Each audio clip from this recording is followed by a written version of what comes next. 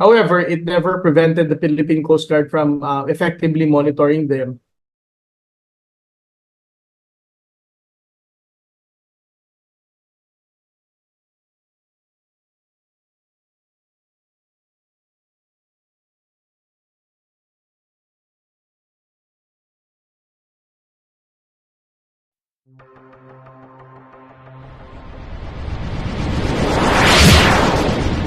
Trumpang Ilonggo. Please subscribe Subscribe and like. and share. Well, una sa lahat, no, ang ating mga kalihim ng National Security Advisor ng Department of National Defense have already expressed their statements, no, na walang mga ganitong arrangement na sinasabi ang Chinese Embassy. Hindi ito nangyari, walang napag-usapan. At higit sa lahat, it's only the President of this Republic can enter into this kind of agreement. Pangatlo, kung meron bang mga ganitong usapin, no, na kinakausap silang sinabi nila nangyari talaga, the mere fact na hindi ito dumating sa level ng ating Pangulo, ibig sabihin, these are just mere, ordinary conversation na napag-usapan nila. Kung totoo, no? And pang-apat, naniniwala ba ako na mayroong mga ganitong agreement? Definitely wala, no? Ang ating National Task Force West Philippine Sea Chairman in particular, J. Eduardo Año, I know him personally. Etong mga ganitong pagpasok sa ganitong arrangement ay hindi magagawa ng ating National Security Advisor. At panglima, kung totoo ba na meron silang ganitong usapan nitong official na sinasabi nila, it doesn't really matter, no? Kasi it's only the president who can make such arrangement in the West Philippine Sea. At higit sa lahat, kung totoo man na meron talaga rin silang recording, kung sino man ang miyembro ng Embahada ng China na gumawa ng ganitong recording, naniniwala ako, tinitindigan ko ang statement ng ating dating dalawang kalihim na this responsible diplomat should be expelled in this country.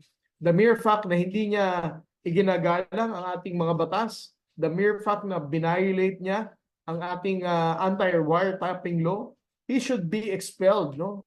And no longer be allowed to be part of the Chinese embassy here in Manila.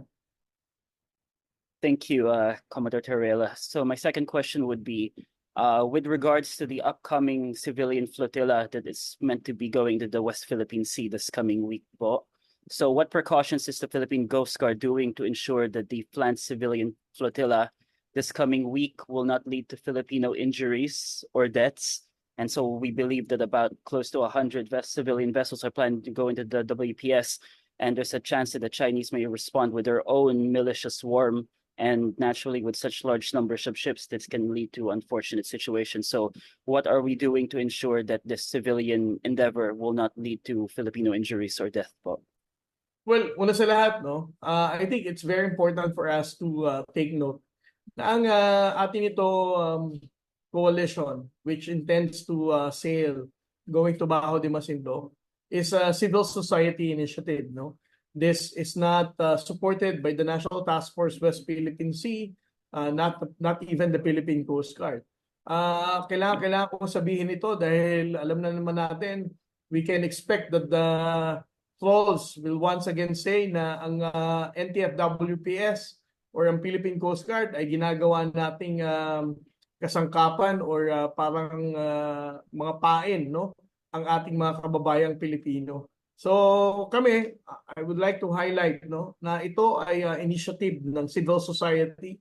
The national government doesn't have anything to do with their decision to sail to Bajo de Masinloc. However, the Philippine Coast Guard has a mandate for maritime safety, and we also do not want these participants ng layag na to papuntang BDM na magkaroon man sila ng kahit na anong sakuna or injury, no, that would be a result of the harassment of Chinese Coast Guard. Kung kaya ang ating komandante, Admiral Ronnie Hill Gavan, has decided to deploy Coast Guard vessels, no, to ensure yung kaligtasan ng ating mga kababayan na sasali dito. And you mentioned in a previous space with me and Inform PH po on Twitter now X, that the Philippine Coast Guard is planning to pass recommendations to our security establishment and to the president on how we can change our Coast Guard tactics in the West Philippine Sea in light of recent Chinese aggressions. So can we have an update on that, sir, or are you willing to give snippets on what those recommendations may be, or will we just wait and see? Well, for the Philippine Coast Guard, we're not authorized to disclose to the public what are the revisions, recommendations, and guidance of the operational details. So I won't be able to disclose it to the public. Of course, sir. And several questions thank from you. our local security Thank you, establishment. sir. Sir sorry, Ivan. Sorry, sir. I have to cut you Sorry, so we can entertain other attendees. Sir, we have a Kim, question. last na to. Sige, let us allow Sir Ivan to ask this question. Last Yes, question. sir. My Yes, sir. apologies, sir. Several members of the Philippine defense enthusiasts and watchers on social media are wondering why it appears that our ships seems to be ina-accept lang po yung water cannoning, and there's several retired members of the Coast Guard and Navy who's wondering whether our ships can take evasive maneuvers in light of this rather than just accepting high pressure cannoning.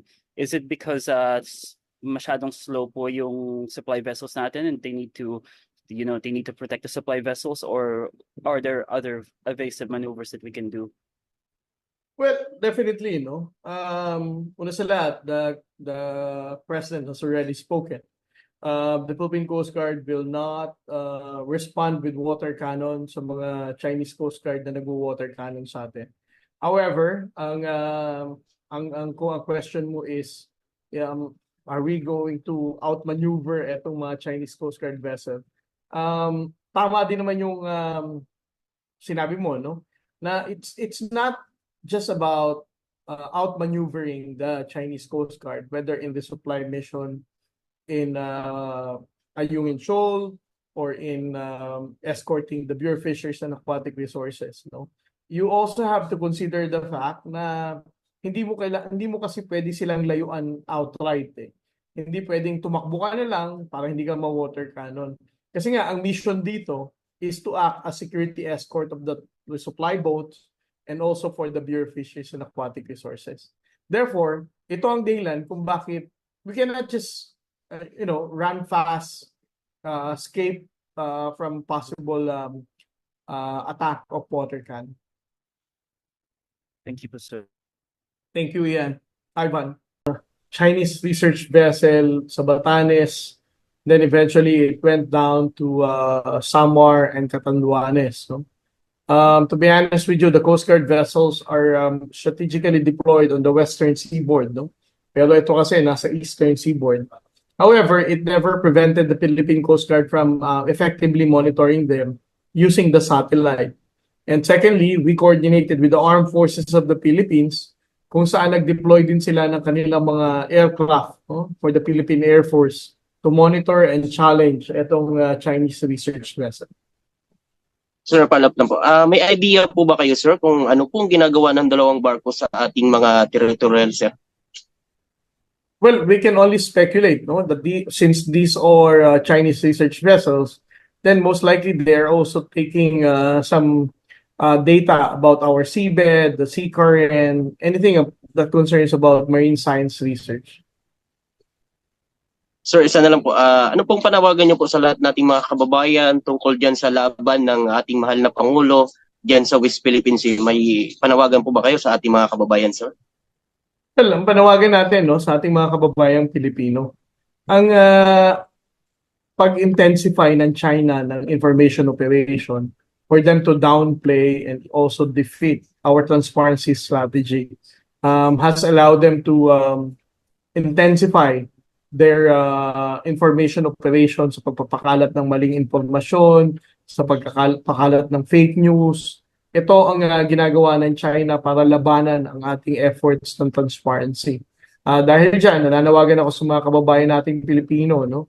Huwag tayong magpapaniwala sa mga statement ng Chinese Embassy. Alam naman natin na puro kasinungalingan lang to. And then at the same time, sa mga fake news din ay pinapakalat ng trolls, no? Let us not be swayed dito sa mga information na pinapakalat nila. ito ang dahilan kung bakit we are engaging not just the local media, but even bloggers, no, like you, and also the academic, para mas ma-amplify natin ang messaging ng tamang impormasyon sa ating mga kababayan. This is the most important thing for us to do. Magbigay tayo ng tamang impormasyon dahil naniniwala kami with the right information of the Filipinos in the West Philippine Sea, we can be able to unite this country as one nation at magkaisa tayo at para tindigan natin ang laban ng West Philippine Sea.